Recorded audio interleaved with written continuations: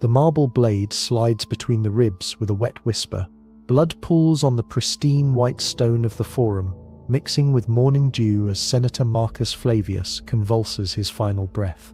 Above, carved eagles watch with stone eyes, eternal guardians of an empire built on secrets so dark they would make the gods themselves recoil. It is dawn in Rome, 67 AD, and what appears to be a political assassination will soon reveal itself as something far more sinister. The silencing of a man who had discovered what the emperors did with the children of their enemies. The body will be removed before the market vendors arrive. The blood will be scrubbed away by slaves who know the price of speaking. By noon, the official story will circulate through the city's fountains and bathhouses. Another senator fallen victim to the political games that consume the Republic's rotting corpse. But Marcus Flavius wasn't killed for opposing Nero's latest tax decree or for questioning the emperor's theatrical performances. He died because he had followed a trail of small bodies into the deepest catacombs beneath the Palatine Hill, where Rome's most powerful men practiced rituals that would haunt even the most hardened executioner. Rome, the eternal city, the crown jewel of civilization, keeper of laws and builder of aqueducts, yet beneath its gleaming facade festered secrets so vile, they make the gladiatorial games seem like children's theatre. These weren't the documented excesses of mad emperors or the well-known brutalities of the arena. These were the shadows behind the shadows, the whispered horrors that survived only in fragments of testimony from dying slaves and coded references in letters that were meant to burn. If you enjoy hidden histories like this, consider subscribing and tell me where you're watching from. I love seeing this community stretch across continents and centuries, united by a hunger for truth, no matter how dark it proves to be. The Roman Empire of the 1st and 2nd centuries AD controlled a territory spanning from the mists of Britain to the sands of Egypt, encompassing over 50 million souls under its dominion. At its heart lay Rome itself, a city of perhaps 1 million inhabitants where senators debated in marble halls while slaves emptied chamber pots in sewers that would later be called marvels of engineering. This was a society where public crucifixions were afternoon entertainment, where infant exposure was legal and common, where the concept of human rights existed only in the fevered dreams of Stoic philosophers. Into this world of normalized brutality, certain practices emerged that shocked even Roman sensibilities, and in a culture that cheered as prisoners were torn apart by wild beasts, that threshold was remarkably high. The secrets I'm about to reveal weren't aberrations or one-time occurrences. They were systematic, institutionalized horrors that reveal how absolute power, when combined with religious mysticism and unchecked sadism, can transform civilization itself into a mechanism of unspeakable cruelty. The first secret lies buried beneath what is now the Church of San Clemente in Rome, where archaeological excavations in the 1860s revealed a complex of underground chambers dating to the 1st century AD. What the archaeologists found there, and what the Vatican subsequently sealed from public view, were frescoes depicting scenes that would challenge everything we thought we knew about Roman religious practices. The spark came in 64 AD, the year of Rome's Great Fire. As Nero's engineers cleared the charred ruins to build his golden house, workers discovered a network of tunnels beneath the Palatine Hill that predated even the earliest foundations of the imperial palace. These weren't the well-documented hypogeum of the Colosseum or the familiar catacombs of early Christians. These chambers bore inscriptions in a mixture of Latin and what scholars would later identify as corrupted Etruscan, describing rituals dedicated to entities whose names don't appear in any official Roman pantheon. A papyrus fragment discovered in 1923 in the Villa of the Papyri at Herculaneum contains a letter from one Gaius Vettius Valens to his brother in Alexandria, dated to approximately 71 AD. In it, Vettius describes attending what he calls the deepest mysteries beneath Rome, where those who rule above ground descend to serve older masters. He writes of senators and wealthy merchants gathering in torchlit chambers to perform rites that required the participation of children captured during military campaigns, specifically children of defeated tribal chieftains and enemy nobles. The letter describes how these young prisoners were kept in underground pens for months, fed on a diet of bread soaked in wine mixed with unknown herbs until their minds became pliant and their eyes took on what Vettius calls the empty look of those who see beyond the veil. On certain nights corresponding to astronomical events that Roman augurs claimed were favorable for communion with underworld deities, these children were brought into chambers carved with symbols that bore no resemblance to traditional Roman iconography. What happened in those chambers would challenge the Roman historian Cassius Dio to write, nearly a century later, that there were practices in the city that made the cannibalism of distant barbarians seem like the customs of civilized men. Dio never specified what he meant, but his contemporary, the Christian apologist Minucius Felix, provides a clue when he writes of Roman accusations against early Christians. They say we practice abominations which they themselves perform in darkness, accusing others of their own secret shames. The escalation came during the reign of Domitian, between 81 and 96 AD. Historical records show an unusual pattern during these years: the systematic disappearance of children from noble families in conquered territories, always explained away as casualties of war or disease. But a decoded message discovered in 1934 among the Vindolanda tablets found along Hadrian's Wall suggests a different explanation. The message, sent from a Roman commander in Britain to his superior in Gaul, reads, "The sacred cargo from the Brigantes arrives on the Ides. Ensure the transports reach the eternal city before the winter solstice. The divine Augustus has particular need of untainted blood for the renewal ceremonies." The term renewal ceremonies appears nowhere else in Roman military correspondence, but it surfaces repeatedly in fragments of text found in the sealed sections beneath San Clemente.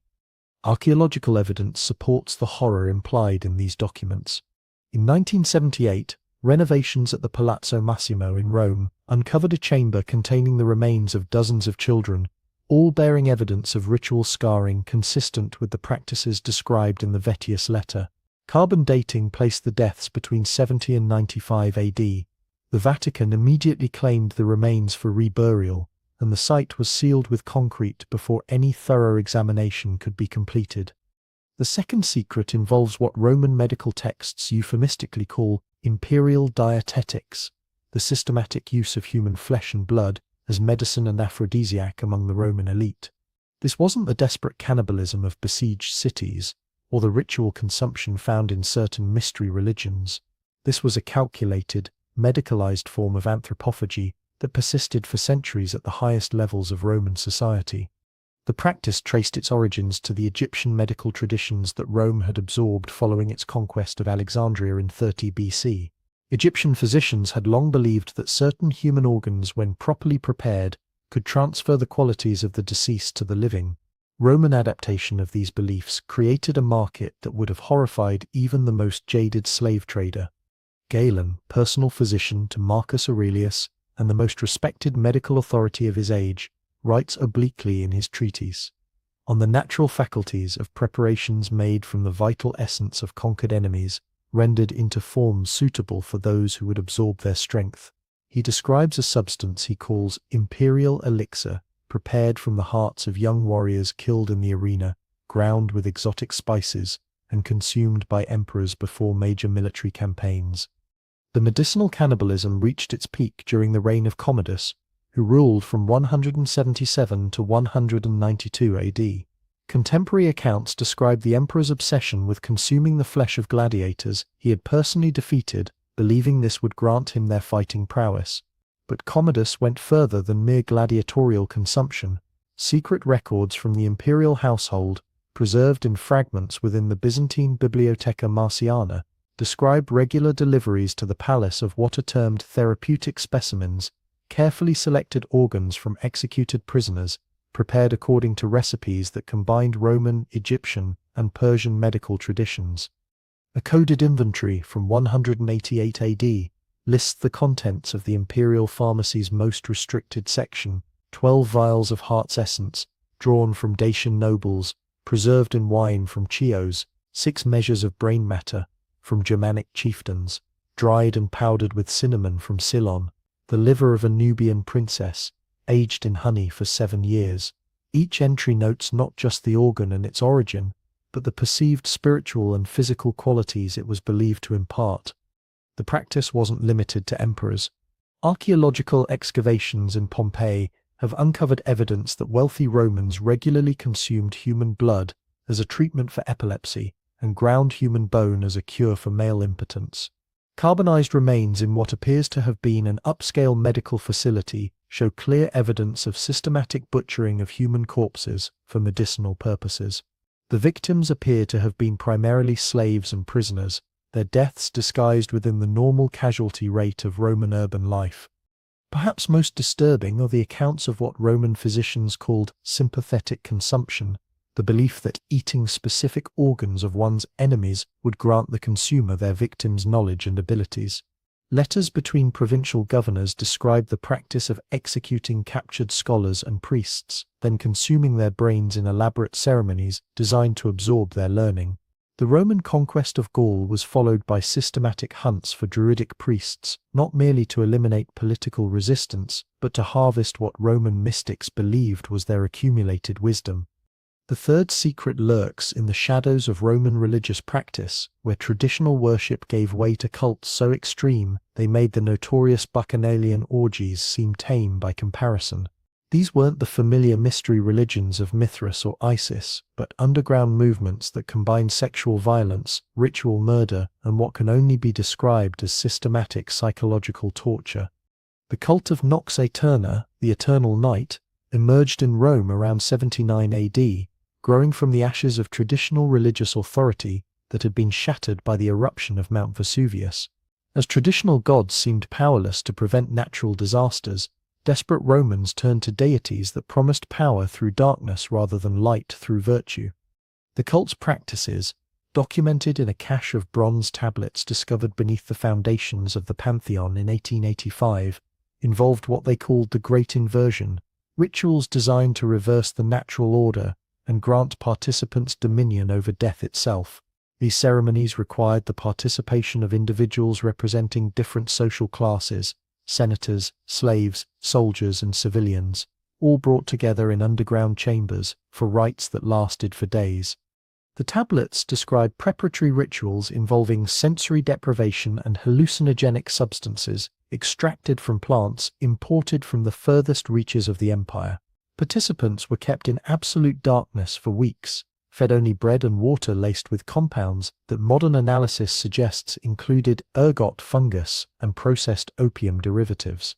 By the time they were brought to the ceremonial chambers, witnesses report, many participants had lost the ability to distinguish between reality and hallucination. What followed challenged the boundaries of human cruelty. The cult's central ritual involved the slow torture of captured enemies while participants consumed their blood and sexual fluids, believing this would grant them power over life and death. But the ultimate purpose wasn't mere sadism, it was transformation. Cult documents describe the goal as achieving the sacred madness that opens the gates between worlds, a state of consciousness that supposedly allowed communication with entities that existed beyond traditional Roman understanding of divine hierarchy. Imperial involvement in these cults reached its zenith under Emperor Caracalla, who ruled from 211 to 217 AD. Historians like Cassius Dio record Caracalla's obsession with magic and his consultation with foreign sorcerers who practiced arts that even Eastern mages would find abhorrent. What they don't record directly, but what emerges from coded references in contemporary letters, is Caracalla's participation in rituals that combined the cult of Nox Aeterna with military conquest. Before major campaigns, Caracalla would retreat to underground chambers beneath the Palatine Hill, accompanied by captured enemy nobles and their families. What transpired during these sessions remains largely hidden, but their aftermath was documented by horrified observers. Digio writes of prisoners being returned to their cells, changed in ways that made death seem merciful, their minds shattered by experiences that left them capable only of repetitive, whispered prayers to entities whose names cannot be rendered in human speech. The psychological techniques developed by these cults would later influence Christian hermits and Byzantine mystics, but in their original Roman context, they served a purely practical purpose, the creation of human beings so psychologically damaged that they could serve as bridges between the world of the living and whatever lay beyond death. The cult believed that minds broken in specific ways could perceive and communicate with forces that remained invisible to normal consciousness. Archaeological evidence for these practices emerged during renovations of the Domus Aurea in the 1930s, when workers discovered chambers containing restraining devices of unprecedented sophistication. These weren't simple shackles or stocks, but elaborate mechanisms designed to hold subjects in specific positions while allowing precise control over their sensory input and physical condition. The metal showed evidence of repeated use over many decades, and chemical analysis of residues found on the surfaces revealed compounds consistent with both preservative substances and psychoactive drugs. The fourth secret involves Rome's systematic use of biological warfare, practices that anticipated modern chemical and biological weapons by nearly 2 millennia. This wasn't the simple poisoning of wells or contamination of food supplies that ancient armies occasionally employed, but deliberate cultivation and weaponization of disease organisms for strategic purposes. The practice began during the Jewish Wars of 66-73 AD, when Roman engineers discovered that certain conditions could accelerate the spread of plague among besieged populations. Initially, this knowledge emerged from observation, noting how overcrowded conditions and contaminated water supplies could turn minor illnesses into devastating epidemics. But under the direction of military physicians trained in Alexandria, these observations evolved into systematic techniques. A papyrus fragment from Oxyrhynchus, dating to approximately 97 AD, contains what appears to be a military manual for siege operations. Among standard tactics for undermining walls and constructing battering rams, the document includes a section titled "On the Cultivation of Beneficial Pestilence." The text describes methods for collecting and preserving what it calls seeds of weakness from plague victims, then introducing these materials into enemy water supplies or food stores.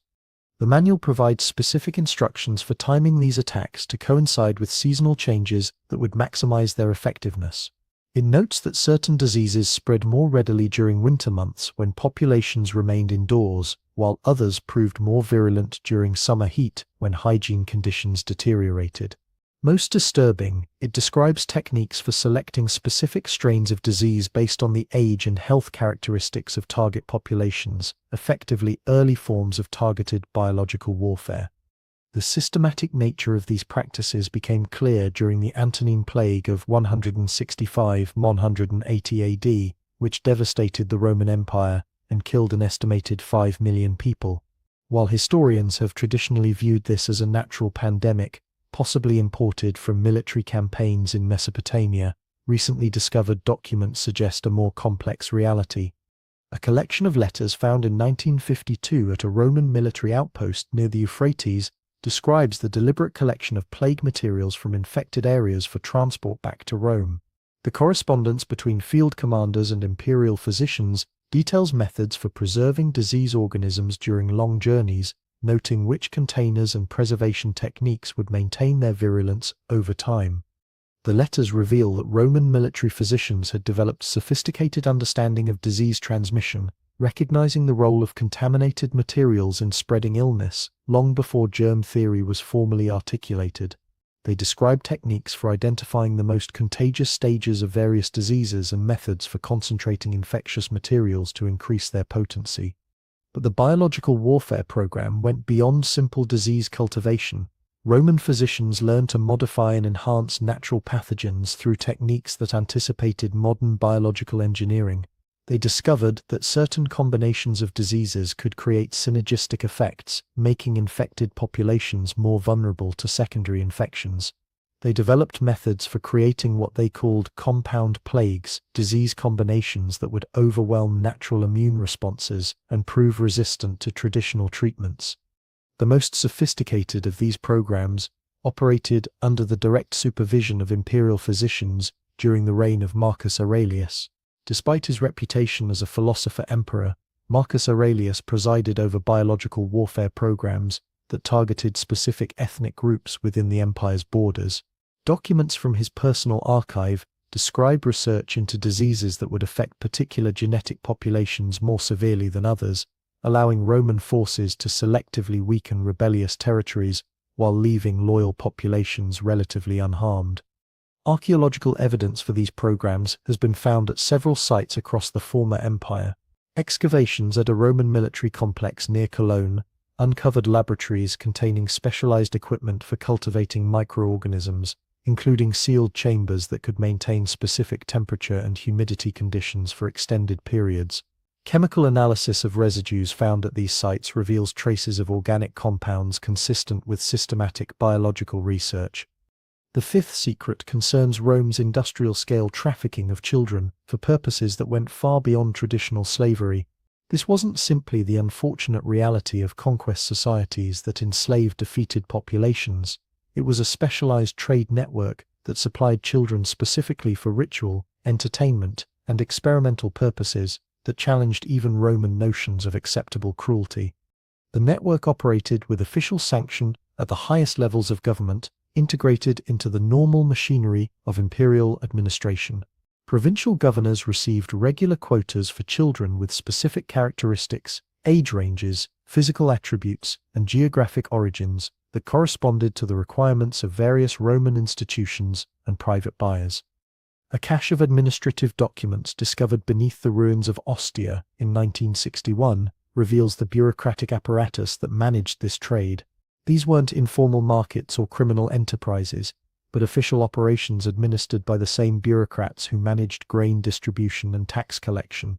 The documents include detailed inventories of children classified by age, gender, physical condition, and geographic origin, along with shipping manifests that track their movement across the empire.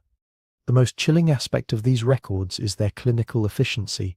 Children were categorized using terminology that treated them as livestock or raw materials rather than human beings. Documents refer to Gallic specimens of premium quality and Dacian subjects suitable for prolonged experimentation, describing children in terms that emphasize their utility for specific purposes rather than acknowledging their humanity. The demand for children came from multiple sources within Roman society.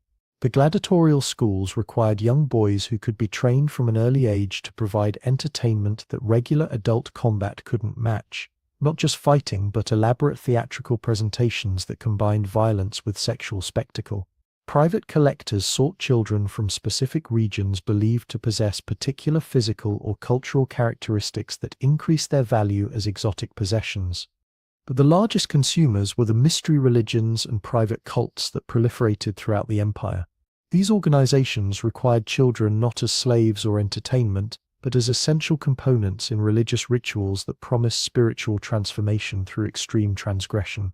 The cults developed elaborate theological justifications for practices that involved systematic abuse, torture, and murder of children, arguing that their innocent suffering could serve as bridges between the mortal world and divine realms.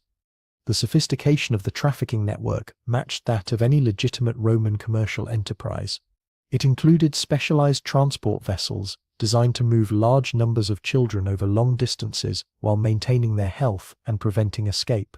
It employed medical personnel who could assess the condition of potential purchases and predict their suitability for different purposes. It maintained holding facilities across the empire where children could be stored, prepared, or modified according to buyer specifications. Documents from Hadrian's personal archive describe his direct involvement in expanding the network to serve imperial research projects. Hadrian, remembered by history as a cultured builder and administrator, personally authorized the establishment of what he called developmental facilities, where children from different ethnic backgrounds could be subjected to controlled conditions designed to study human psychological and physical adaptation. These facilities, located in remote areas across the empire, operated under the supervision of physicians and philosophers who viewed their work as contributing to understanding of human nature. They subjected children to systematic programs of deprivation, indoctrination, and physical modification while carefully documenting the results. The goal wasn't simply cruelty, but the creation of detailed knowledge about human limitations and the techniques that could transcend or exploit those limitations. The children who survived these programs were transformed into assets that served various imperial functions. Some became specialized servants, trained from childhood to anticipate and fulfill the specific desires of particular officials or nobles. Others were prepared for roles in religious ceremonies where their conditioned responses and psychological modifications made them ideal participants in elaborate rituals. The most successful subjects were those who had been so thoroughly broken and rebuilt that they could serve as living extensions of their owner's will. Archaeological evidence for these facilities has been found across Europe and North Africa. Excavations at a complex near Trier revealed holding chambers designed to accommodate hundreds of children, complete with facilities for medical examination, psychological conditioning, and physical modification. The remains found at these sites show evidence of systematic malnutrition, deliberate injury, and medical interventions that appear to have been designed to alter normal human development. The sixth, and perhaps most disturbing secret, involves Rome's development of techniques for extending human suffering through advanced understanding of physiology and psychology. This wasn't simply sadism or the casual cruelty that characterized much of ancient life, but systematic research into the mechanisms of pain and fear that anticipated modern psychological torture by nearly 2 millennia. The program originated during the Jewish Wars, when Roman commanders discovered that traditional torture methods often failed to extract information from religious zealots, whose faith enabled them to endure conventional pain. Imperial physicians, working under the direction of Vespasian and later Titus, began developing enhanced interrogation techniques that could overcome psychological resistance through precise manipulation of physical and mental states. A medical treatise preserved in the Library of Pergamon, written by the physician Gaius Stertinius Maximus around 88 AD, describes systematic experiments in what he calls the extension of consciousness beyond natural boundaries.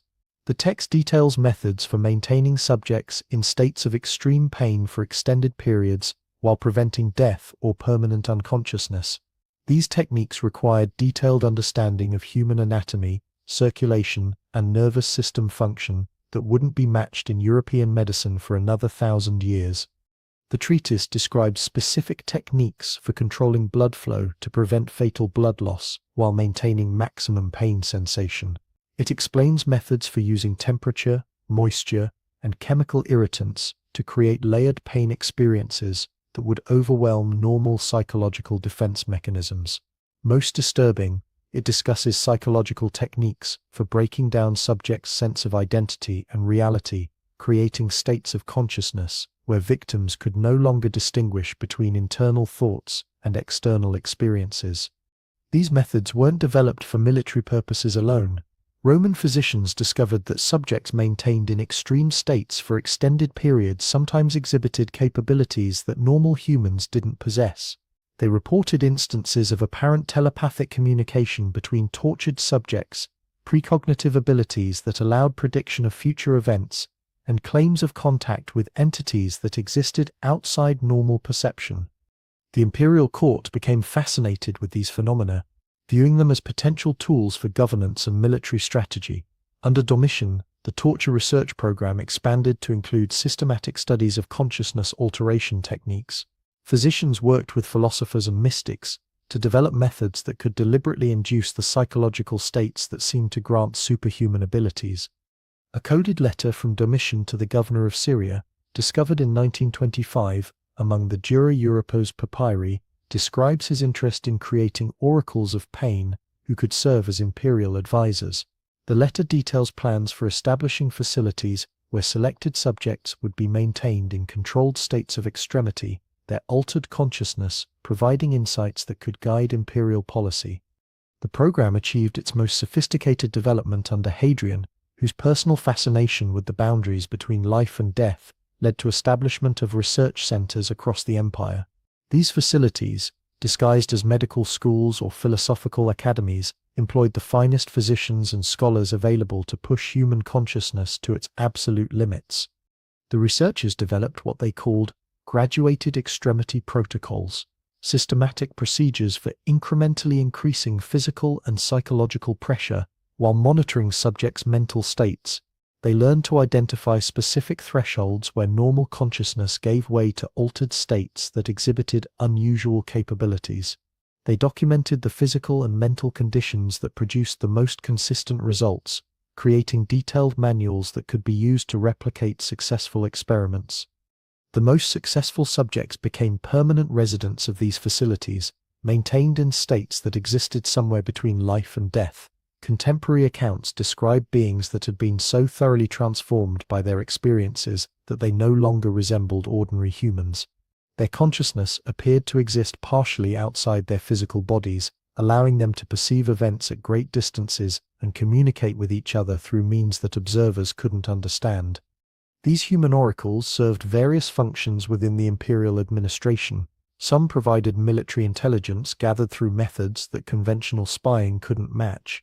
Others offered insights into the psychological states of populations across the empire, helping administrators predict and prevent rebellions.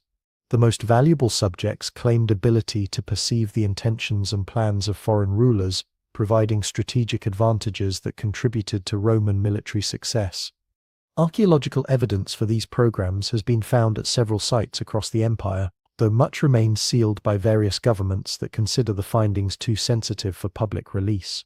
Excavations that have been made public reveal sophisticated facilities designed to maintain subjects in controlled conditions for extended periods while monitoring their physical and mental states with unprecedented precision.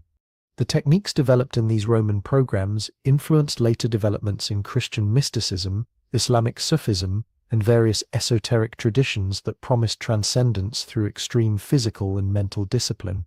But in their original Roman context, they served purely practical purposes, creating human resources that could contribute to imperial power through capabilities that normal human consciousness couldn't provide.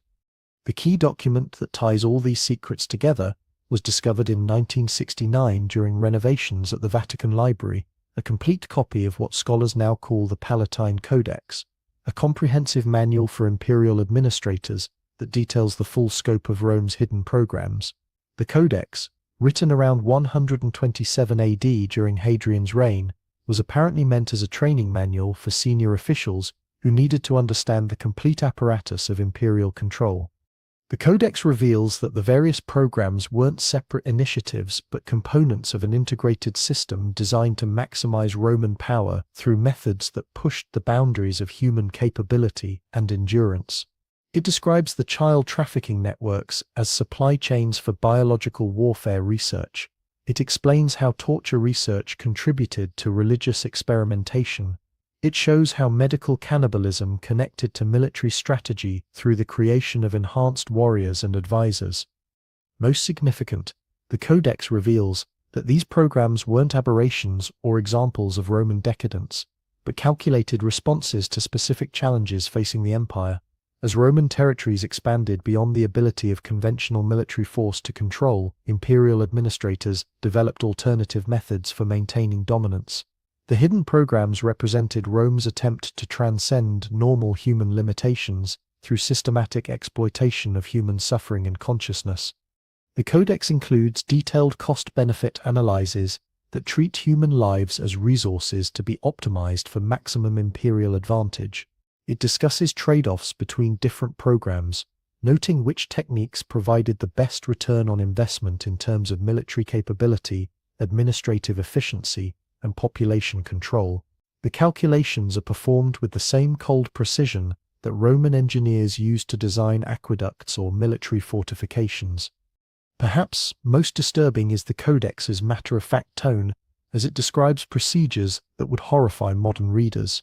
The authors treat systematic torture, child trafficking, biological warfare, and cannibalism as normal administrative challenges requiring technical solutions. There's no evidence of moral conflict or philosophical questioning, just clinical discussion of methods for achieving desired outcomes regardless of human cost. The immediate aftermath of the Codex's discovery led to its classification at the highest levels of Vatican security.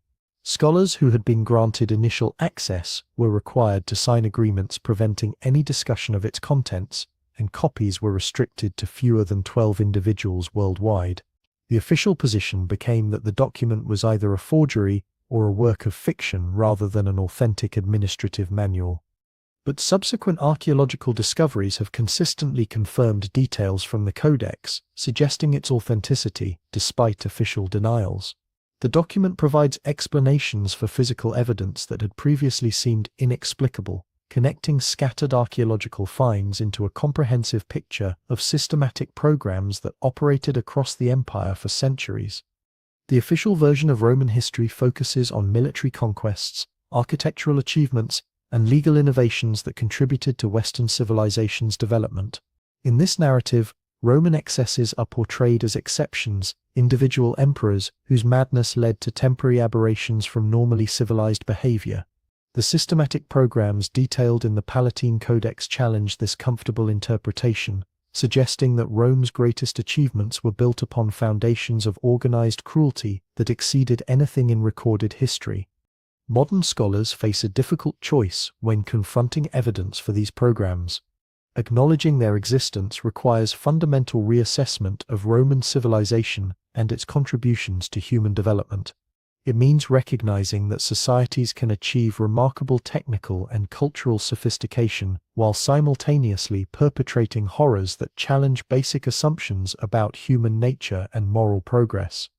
The evidence strongly supports the conclusion that Rome's hidden programs weren't anomalies but essential components of imperial success.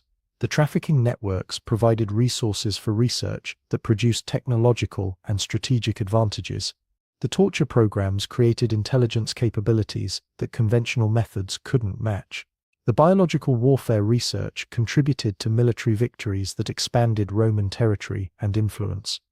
Yet significant questions remain unanswered.